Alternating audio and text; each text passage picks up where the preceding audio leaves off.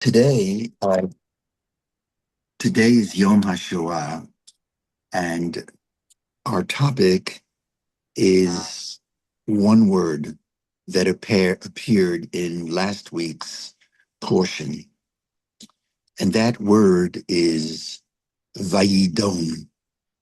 Vayidom Aharon, and Aaron, the high priest, was silent. So let me bring you back to the context of of this of this verb. It's in chapter 10 of Sefer Vayikra, and we're told as the tabernacle was being dedicated, Vayikhu v'nei Aharon Nadav v'Avihu ish machtato, and the children of Aaron, Nadav and Avihu, they each on the day of the inauguration of the tabernacle took their censers, took their fire pan. It could also be translated that way. Vayitnu bahen esh, and they lit it up with fire. Vayasimu aleha kitoret, and they placed incense, normally translated frankincense, on that fire. And so they're taking this pan and this bisamim, these spices, this incense, vayakrivu lifnei Adonai esh zara. Some say that they actually went into the Holy of Holies, and no one was permitted into the Holy of Holies. Only the high priest on Yom Kippur, and this wasn't Yom Kippur. And even if the high priest would be allowed, because it was the inauguration, unclear, certainly his children were not allowed. And so they were doing something that violated the law. They sacrificed, they brought forward before the law Eish Zara, a foreign fire. They were on fire with enthusiasm, but sometimes when you're so passionate and enthusiastic, you can overstep your boundaries. Asher lo tziva otam. They did something that the Lord had not commanded. Now let's remember for a moment that their intent was a noble intent. Their intent was to elevate the moment, to give it more meaning. And so they were swept up by the moment. And they took this fire pan with the ketoret and lit it up, and they tried to present it to God. But God apparently is angry. Vatetse eish milifnei Adonai, and a fire went forth from before the Lord, vatochal otam, and it consumed them, vayamutu lifnei Adonai, and they perished. They died on that day of the inauguration of the temple. They died. And then, without skipping a beat, the Torah tells us that Moshe has witnessed this moment when Aaron's sons were put to death, even as their intentions were so positive. Vayomer Moshe el Aaron. And Moshe said to Aaron, this is his first reaction. Hu asher diber Adonai lemor. This is what the Lord has said. Bikrovai ekadesh v'al pnei chol ha'am ekavet. This is what he said. He said, this is what the Lord spoke, saying, through them who are close to me, God says, I will be sanctified. Bikrovai ekadesh. And before all the people I will be glorified. Ve'al pnei kol ha'am ekaved. Let's again look at the scene as the Torah is describing it. The day of inauguration, there's excitement. The children of Aaron are also over the top. They're over the top. And so they take this alien fire that God had not commanded, and they bring it forth to a place they shouldn't have gone. And the reaction of the Torah of God was that a fire went forth, the Torah says, from the Lord and killed them. And Moshe's reaction at that point was, well, this is what happens. And his exact language was, Bikrovai ekadesh. God says, by those who are closest to me, I will be sanctified. Val pnei kol ha'am ekaved. And before all the people, I will be glorified. And it is here that Aaron responds in chapter 10, sentence 3, Vayidom Aharon.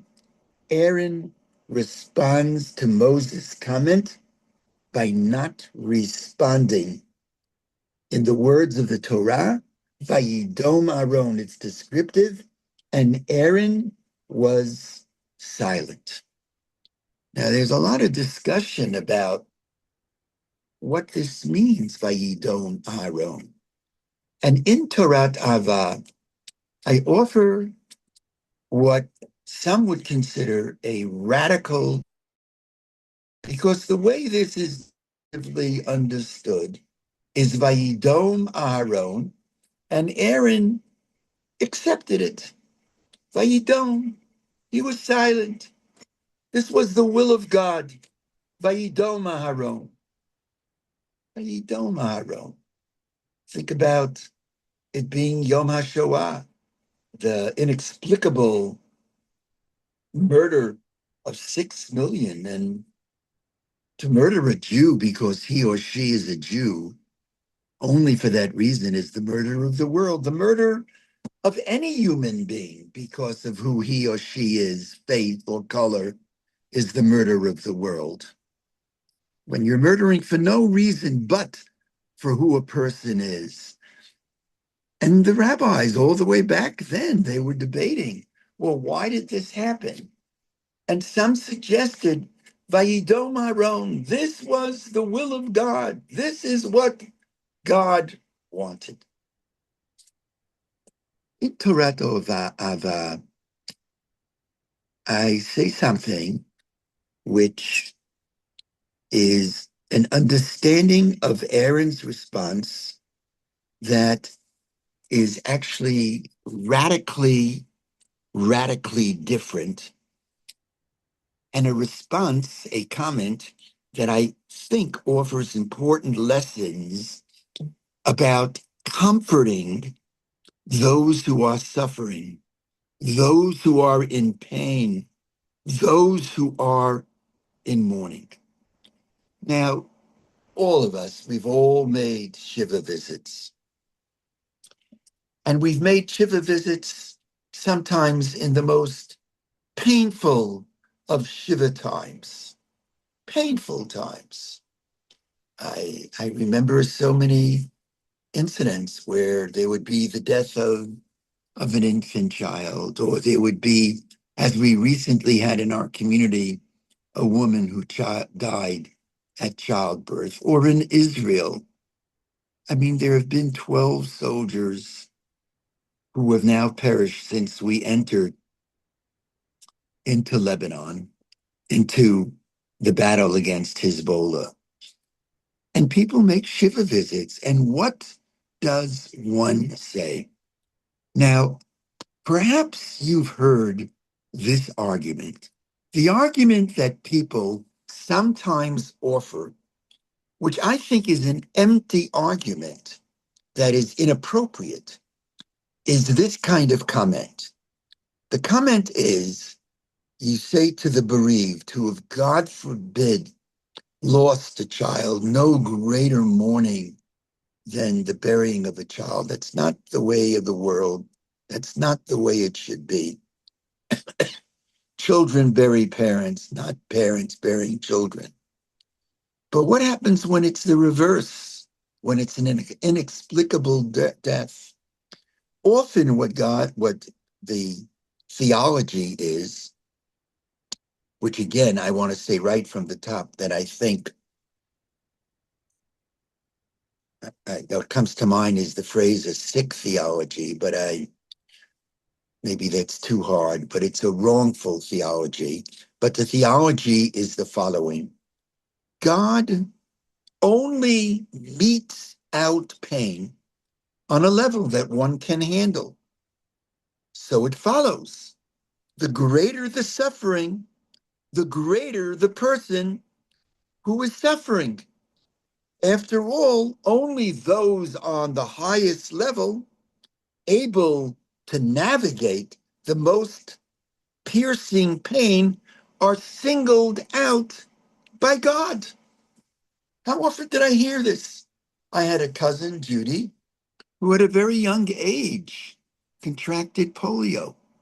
I've heard many people in front of me say to her, well, she's no longer in this world. She wrote a beautiful book called Notwithstanding. Think about that. It's a play on the word notwithstanding, which means despite everything, my life has been full, but not withstanding being two words, not one word. But too many would say, well, Chavala, she was a holy person. And so she was God's favorite. Only God punishes you only on the level that you're on. Now, I'm not saying that people don't mean ill when saying that. People mean well, but we have to think before we speak. And this is what Moses is saying to Aaron. The text says that Moses says his first response, his immediate response is, he says to Aaron, who has just experienced the death of his two sons, Moses says, Bikrovai, let me get it, sentence 3, Bikrovai ekadesh, by those who are closest to me, I'm looking for the translation, I will be sanctified through those who are nearest to me. That's a similar argument. I am sanctified by those who are closest to me. They're the ones who are challenged. They're the ones who suffer like this because they are holier than others. They can handle the suffering. Or alternatively, there is this position, and this is not a radical position. It's a position I am very uncomfortable with, is the more one suffers in this world, and accepts the suffering, the more we are rewarded in the next world. As a matter of fact, if we're rewarded to too great a degree in this world, that reward is subtracted from the future world, which means that we're more open to punishment in the future world. This is actually a thinking of Rav Yaakov in the Talmud. This is mentioned. And that's what Moses says in his second argument. He says, Bikrovaya Kadesh, Va'al Pnei Chol Ha'am Ekaved. And I'm honored by the way the whole community is receiving this disaster. The community is not questioning me, God says. The community is showing me honor. And that will be to the benefit of the community. And so, yet another classical argument is that suffering brings glory to the person who is suffering, or to the bereaved, or to the larger community, as God's name has been publicly sanctified, as Moses says, "Va'al pnei chol ha'am ekoved." Now, look, uttered by Moses, maybe these arguments have some merit. But let's think about Aaron's reaction. Vayidom Aaron, and Aaron was silent. The normative way, and this is the normative way, is to say Aaron was silent, which means Vayidom. He accepted it. He accepted even Moses' argument. Vayidom Aaron, I hear you, Moses. Shekoach, chazaku baruch, vayidom Aaron. It indicates, if we look at it from this perspective, that in this inconsolable state, he accepted Moses's words. Maybe he thought the words had merit, maybe because they resonated somehow. I would like to argue with a very small first person singular, the reverse. This was Aaron's gentle way of offering a critique to Moses, of admonishing Moses. When Moses offers these arguments, the truth is they didn't make sense to Aaron, even as they came from the great Moses. And maybe even if long term it would make sense to Aaron, it certainly wasn't going to make sense to him for this to be the first reaction a second after he loses his sons. What Aaron is saying to Moses by Yidom Aaron is, my dear brother, shh, shh, quiet. This is the time not to talk. This is the time. Let me feel what I'm feeling. I don't need, Moses is saying, glib answers telling me why God does this or why God doesn't. I need a little time to feel and to emote as I want to emote.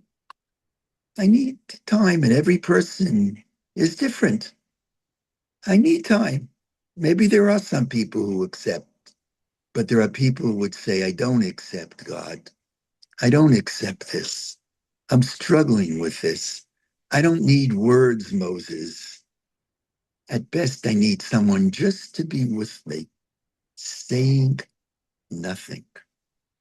You know, you all know Rabbi Uri Topolovsky. He had a great tragedy. He lost his brother driving to work on a Baltimore morning.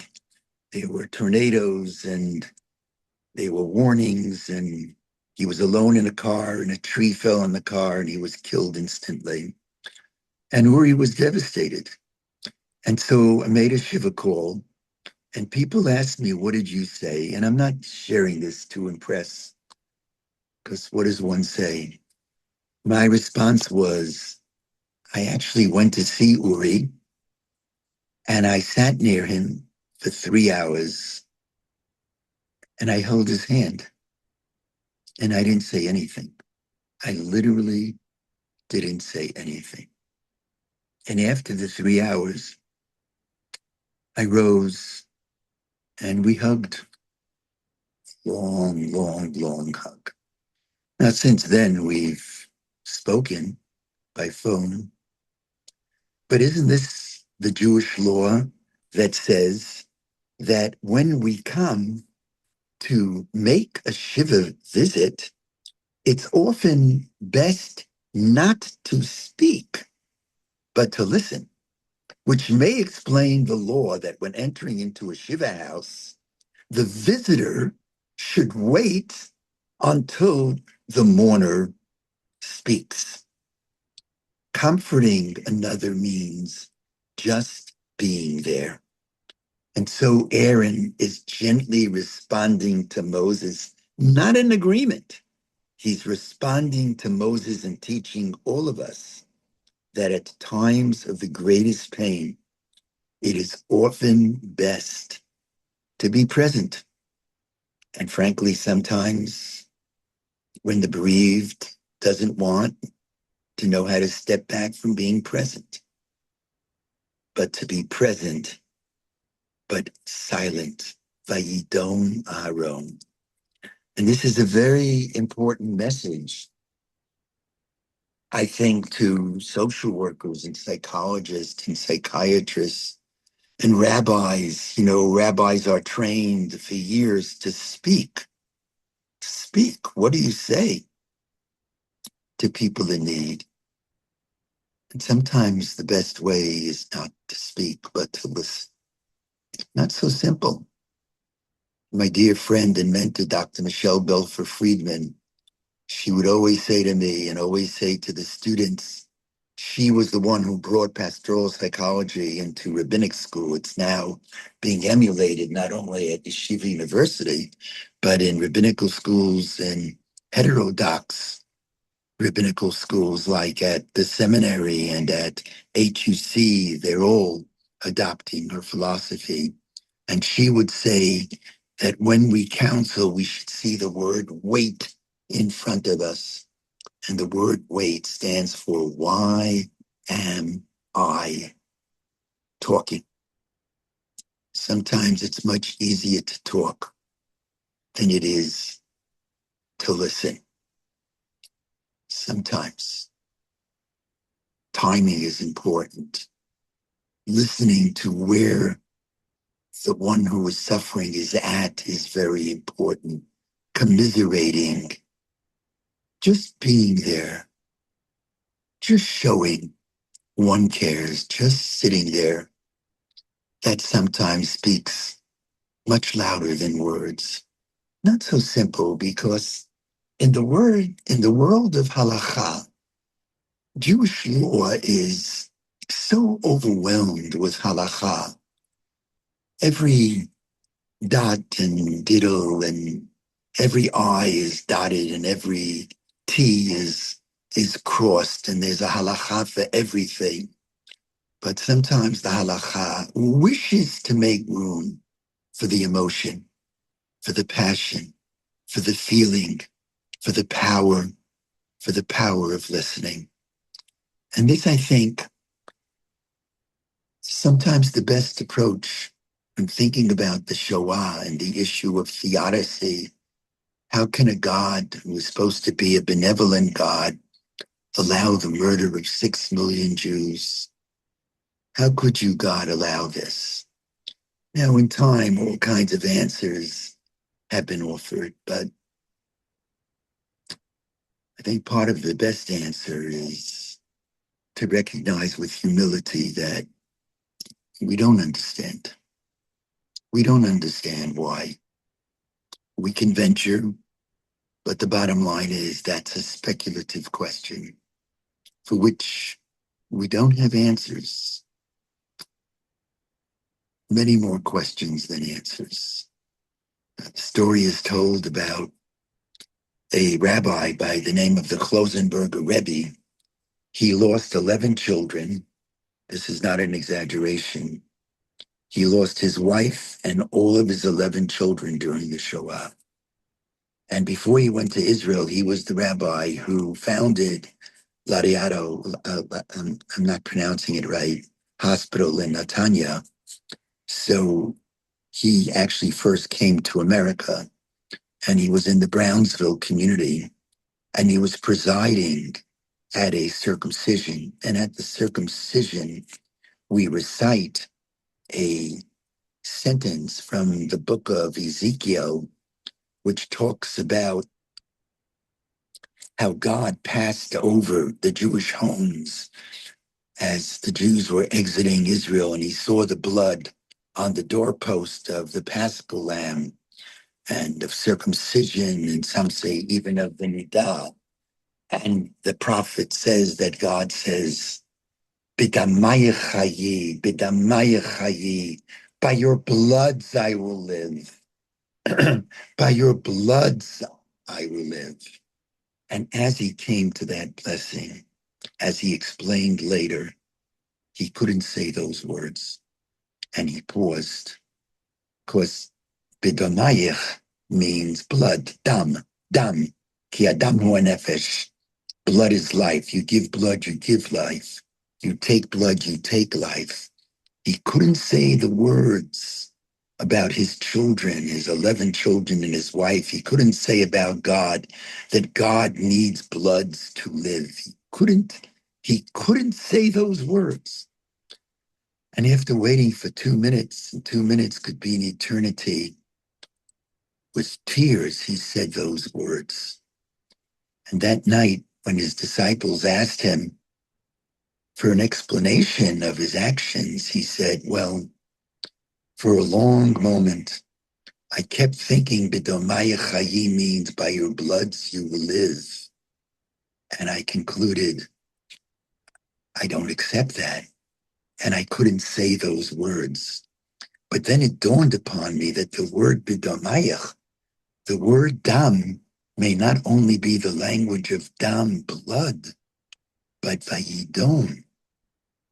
Bidomaya Chayi means by your silence you will live. Sometimes we don't have the answer.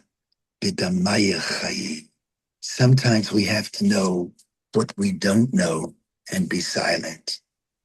But one final word, and that is the following, that in time we have to recognize, not right away, for weeks, for some people months, for years, there's nothing to say. We don't get it. But Vayidom has another meaning. I'm thinking about all the great soldiers of Israel when they take that oath and they're enlisting into the army at their army base or at the Western Wall. And they're told by their commander, all thousands of them, Amod Noach, stand at ease. And then they're told, Amod, don't, attention. That's what Amod, stand. And actually, Amod, the Mem Dalet is the opposite of Dam. It's the backward spelling of Dam. But Amod Dam, what does that mean? Stand at attention. Now, when you're at ease, you're at ease. But when you're at attention, all my grandchildren, the soldiers whose diskits I wear, so they always say when they tell you at attention, they always say that that call means get ready for action. Attention, because we're about ready to act. That too is the other meaning of Vayidom Marom. For a while, the silence, but in time we have to understand that the best way to respond to the evil, maybe at first, is to question, but ultimately the best way, as you've heard me say 1,000 times, the best way to respond is to stand at attention and to turn whatever one's fate is into a new destiny. As Esther Waxman, I've also shared this with you, I believe, who lost her son, Nashon. He was killed in a terrorist attack. You remember the story when he was kidnapped, and she asked people to light candles Friday night. She asked the women of the world, and he was killed. And she was once asked how she continued after losing her son, and she said, paraphrasing Rabbi Soloveitchik, she said, I had to ask myself, will I be a victim of my fate, or will I initiate a new destiny? And that's why, by the way, Yom HaShoah is just a week before Yom HaAtzmaut. You know, there was a lot of debate when Holocaust Memorial Day should be observed. Some of the rabbis said it should be subsumed in Tisha B'Av. Some of them said there should be a Yom HaKaddish on the 10th day of Tevet. Everyone says Kaddish for relatives whose day of death they don't even know. Others said that it should be when the international community observes it. January 27th, the liberation of Auschwitz. It was purposeful that in Judaism, that it be during the time of Passover. And it couldn't be on Passover itself, which is a day of redemption, even as Passover is the anniversary of the Warsaw Ghetto, we have to remember that Yom HaShoah is not just called Yom HaShoah, it's called Yom HaShoah v'Hagvura, the day of the devastation, the Holocaust, and of strength. Because one of the greatest response to the Shoah is a strong state of Israel. Not that Israel was worth the Shoah, nothing is worth the murder of 6 million. But had there been an Israel, there would not have been a Shoah. And one has to be blind not to see some kind of relationship between the two.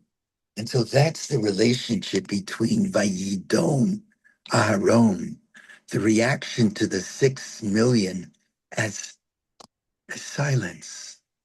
I don't need words now. Allow me to emote, allow me to be who I am in my soul.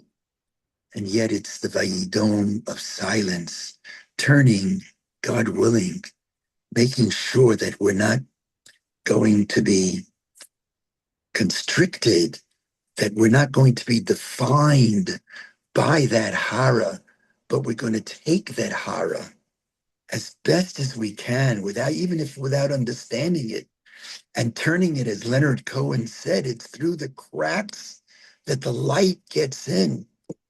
I'm looking at so many of you, everyone in their lives, who doesn't have, everyone has a skeleton in their closet. You know where that comes from? That comes from the plague, the 10th plague.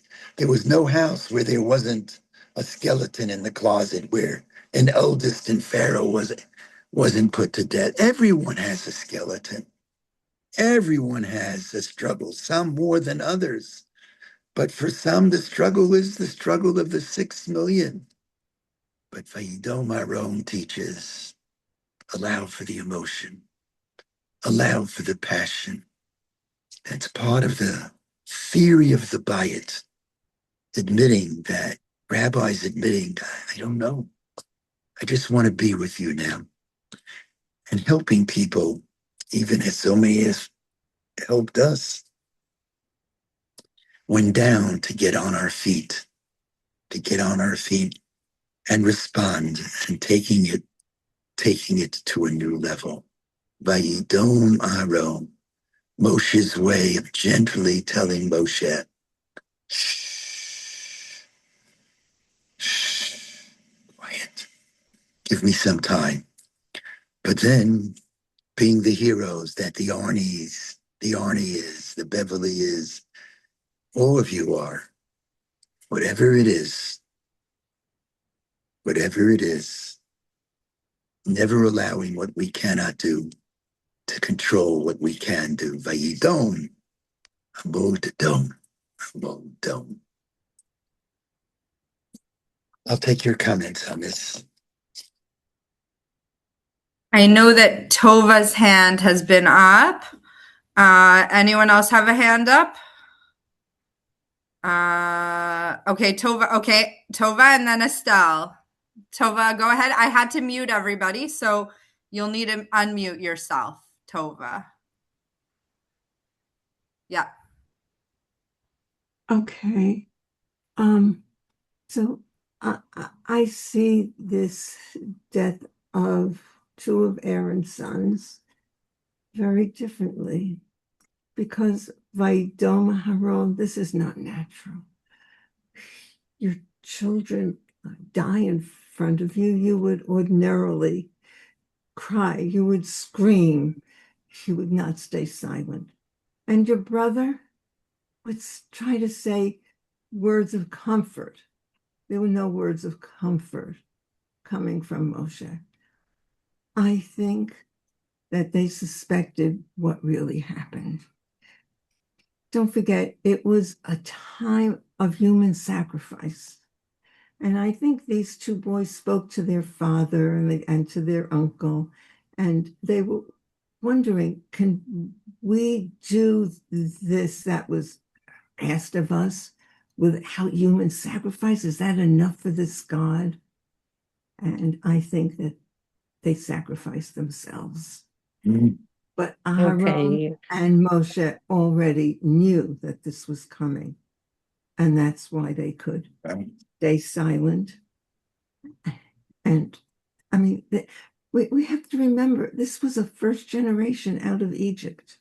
But And it's actually a remarkable, remarkable observation that you think they sacrificed themselves and but when their bodies were taken out honorably, the way uh, according to way they should, they weren't, taken out as though they were uh, sinners.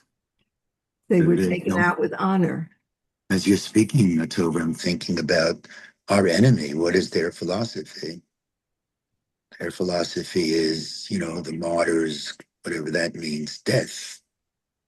And maybe the Vayidom was, let me know what you think of this, because it's your commentary that what Moses and Aaron are saying, we failed to make it clear to our children that this is not our way. Right. We don't give our lives. This is not our way. It's a very different approach, but I'm very, very moved by it. Thank you, Tobin. And there's, can I give one other Yeah, of course, about,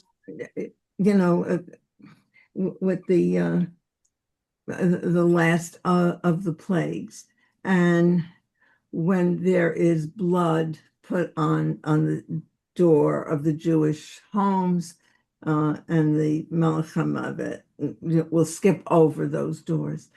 I don't think that God or the Melech HaMavet need uh, a sign of where they should go or not go. I think the blood on the door says to the Egyptians, you already killed us. We already have the blood. We're not going, this is something where you're going to have something in your homes.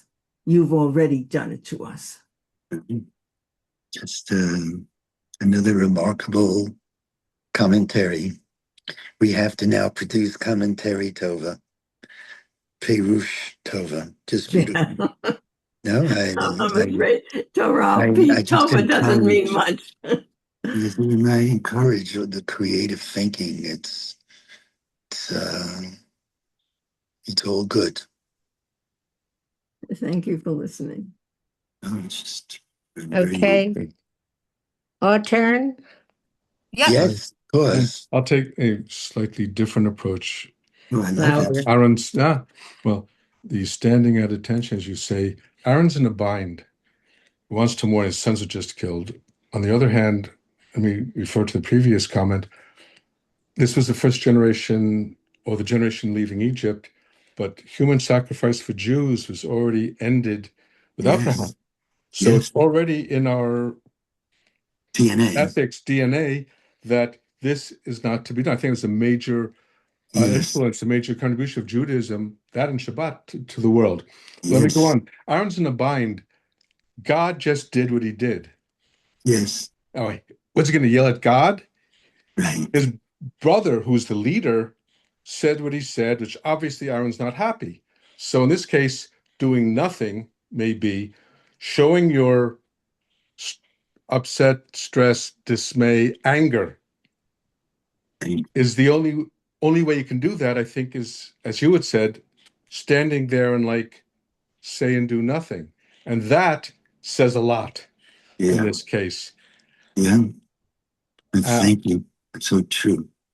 So, and some other things which are out of my mind, but those are the major... As you're speaking, I'm thinking, over the years, in a very in a very limited way, when couples would come we would have a give and take and some pastoral counseling. I always felt that when couples were yelling at each other, I was in good shape. At least we're yelling at each other. They're communicating. But I was in trouble when we're silent. Remember, in my days, I grew up in camp. The ST treatment, the silent treatment, that could be the worst. silent Well, treatment. It's like a the, rejection. there's an expression, so as you go to the army, when the Yes. soldiers are bitching, it's okay. When no one's saying anything, be alert, beware, be aware. Oh, wow. So it might be the same line as you say, at attention, type of thing. Yeah, some of the issues that come on this line, we're talking about God and things that happen. I remember, and it bothered me then in Israel a number of years ago. You might remember there was an accident. A train hit a bus of school children from Petach Tikva. Yes. The rabbi of Petach Tikva said, because we have to check the mezuzot because it might be a mezuzah, it's not kosher in this. I'm going like, he's trying to give our human smallness to God to explain what happened, which is like, in this case, maybe we should have just said, as you had said, we don't know. We don't understand. This happened. It's horrible. And not try to basically antagonize the entire country by this kind of a statement. It's like, as you said, you go to the shiva, don't say anything, as opposed to saying something that person might take as trivializing. Yes. This unfortunate behavior sometimes just carries its way through. Absolutely. Absolutely.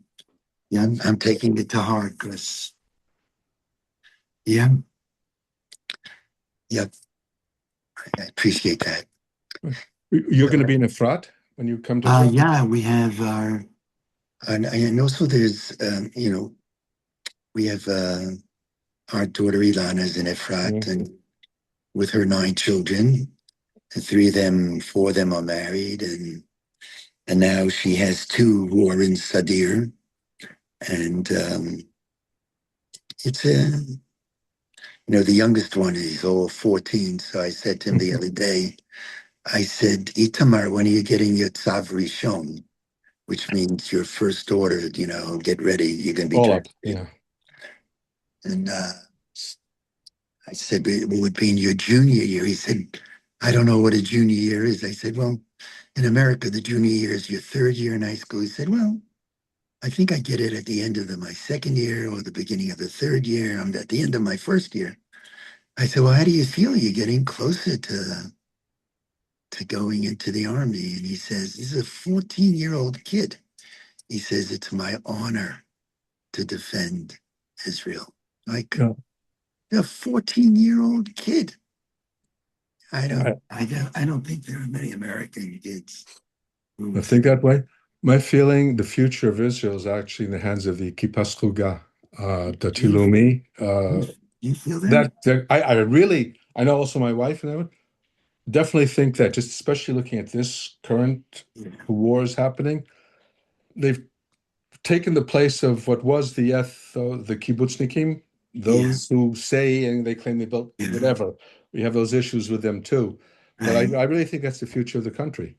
Well, Without if they're gone, then that's it, right. We need basically. everyone, of course. And Sure, no, but I think in terms of the, if you will, the morality, the drive, the desire, the yeah, advancement, as well as service, and service in many different ways, not even yeah, necessarily just Tzahal, absolutely. the light comes from there. Absolutely. Absolutely. Anybody else want to say a word? It got heavier than I thought it would get. So just want to wish everybody, well, to be a meaningful. Tonight is the Yom HaShoah Seder at the Bayit. And I've often said that I don't believe the Shoah will be remembered the way it should be unless it's been ritualized. And in its own way, it's in Israel where there is a ritual, the ritual of the siren, the ritual of standing still, of reading the names. The names. Names, we're not just numbers, but names. That's a ritual. And we try to offer our humble approach as well. And God willing, I hope to really stay in touch as well and have some of the classes even as we're away. And we're looking to meet, you're supposed to be a representative of the Misrata Klita, and we'll do our thing. So Yep. I love you all. Don't forget, we have to use the L word. Love is not only a romantic word, it's a word that says we're connected. We're connected heart to heart. So my blessings and my love to everybody. Have a safe trip. Tova. Thank you. Safe travels. Hello. Should all be